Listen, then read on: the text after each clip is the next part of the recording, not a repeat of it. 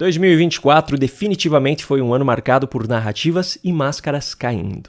As frases que eu vou mostrar nessa pequena retrospectiva deixaram mais claro do que nunca ao longo dos meses que os atuais donos do poder mentiram descaradamente o tempo todo, chegaram até a confessar crimes, mas, como você já sabe, nenhum deles recebeu qualquer tipo de punição, ou melhor, nenhum deles chegou a ser alvo de qualquer investigação. Vamos aos fatos. Logo nos primeiros dias do ano, diferentes documentários foram lançados pela velha imprensa por conta do aniversário do episódio de 8 de janeiro de 2023. Esses materiais trouxeram entrevistas exclusivas com ministros e demais autoridades envolvidas com os acontecimentos. O intuito era de relembrar os fatos, ou melhor, a versão deles dos fatos. Mas o que foi revelado, na verdade, foi que as autoridades, que desde o início se colocaram como vítimas da situação, no fim das contas, sabiam muito bem o que estava para acontecer no dia 8, com antecedência suficiente para terem tomado medidas para impedir as invasões. Flávio Dino, hoje ministro do Supremo Tribunal Federal, mas ministro da Justiça do governo Lula, na época em que tudo aconteceu, relatou isso claramente. No dia 5, eu fiz 3 ligações. Uma ao governador Ibanez, uma ao governador Tarcísio, de São Paulo, e ao governador Cláudio Castro, do Rio de Janeiro. Disse, olha, tem uma história aí, um protesto no dia 8, é bom ficar atento. Eu lembro de um diálogo meu com o governador Ibanez, em que ele diz assim, Flávio, são quantas pessoas que você acha que vai ter?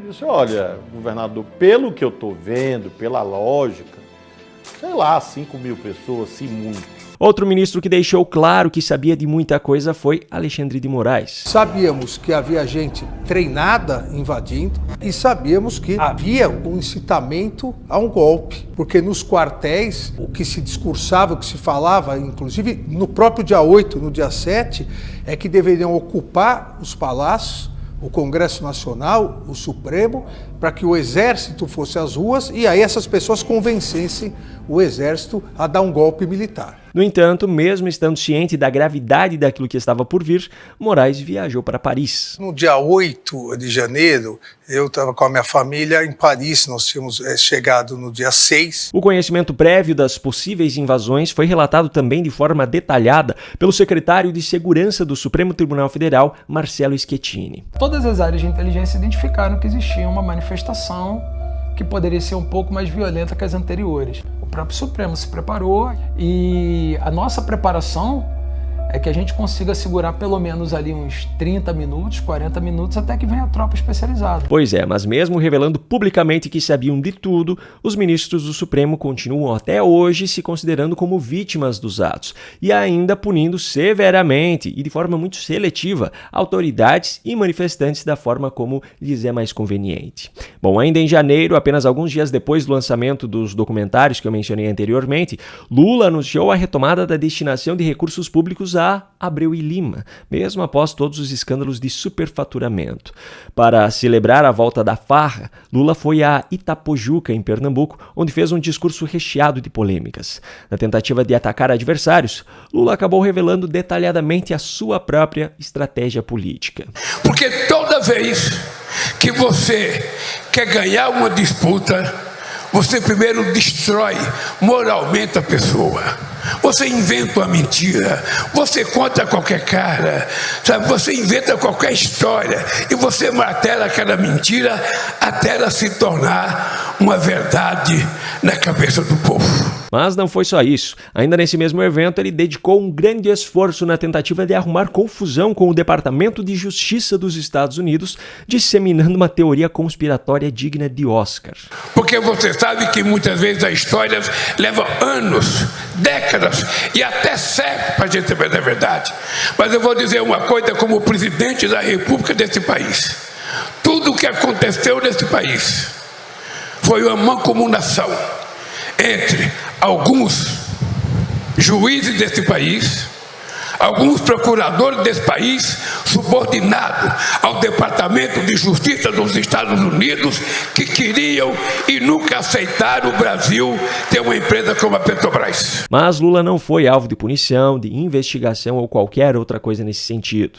No mês de fevereiro, o ministro-chefe da Secretaria de Comunicação Social da Presidência, Paulo Pimenta, deu uma resposta muito estranha em uma entrevista para o canal do próprio PT. E eu queria também fazer uma pergunta para o senhor, ministro ministro, aproveitando sua presença aqui, sobre esse primeiro ano de mandato do presidente Lula, um balanço de 2023 e também as principais expectativas para 2024. Eu acho que ele superou todas as expectativas, né?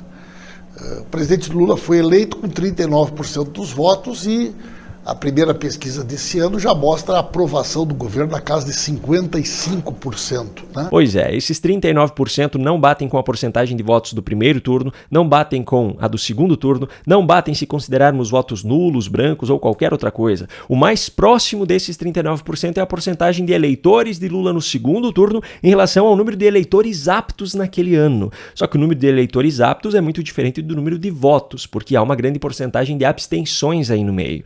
No entanto, ninguém decidiu investigar a fala de Pimenta.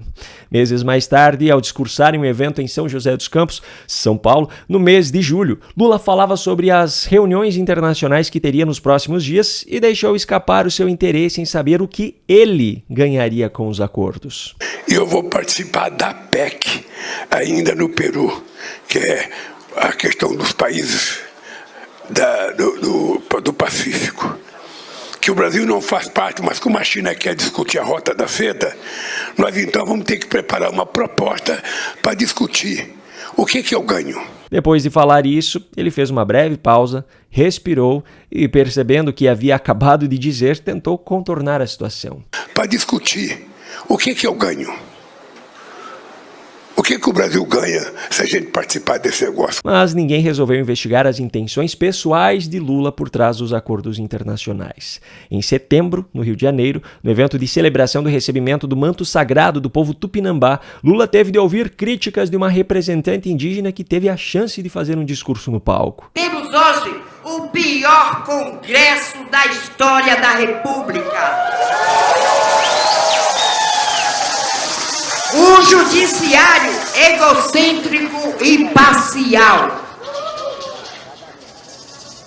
Um governo, senhor presidente, que nós entendemos o porquê, enfraquecido, acorrentado às alianças e conchavos para se manter no poder. Pois é, só que quando fez uso da palavra, o promotor da paz e do amor, da democracia e todas as outras narrativas que você já está cansado de saber, mostrou seus verdadeiros traços de ditador, querendo obrigar a indígena que lhe criticou a mudar o discurso. Eu queria apenas que a companheira que falou aqui mudasse o seu discurso. Aqui não tem subserviência para ficar no poder.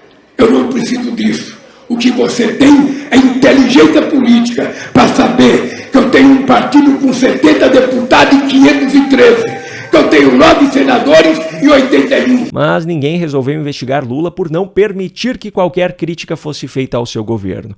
Em novembro, como você deve se lembrar, a primeira-dama, Janja, de forma absolutamente desnecessária e sem sentido, atacou Elon Musk. Era essa consideração que eu queria fazer, que esse tema a gente colocou aqui no CRIA. Alô? Uma buzina de navio. É o Elon Musk. Eu não tenho medo de você, inclusive. Boa! Fuck you, Elon Musk. Mesmo com o descontentamento demonstrado por integrantes do próprio governo, ninguém resolveu investigar a fala da primeira-dama, que poderia colocar em risco a segurança até mesmo do país. Afinal, ela atacou um futuro integrante do governo dos Estados Unidos. Esses, meus amigos, foram apenas alguns exemplos do que vimos ao longo desse ano. Eles confessaram crimes, revelaram a própria sujeira, desmascararam a si próprios, mas tudo continuou como se nada tivesse acontecido. Agora, você, cidadão, se chegou a usar VPN para acessar a rede social X enquanto ela estava ilegalmente suspensa no Brasil, você foi ou ainda é alvo de investigação.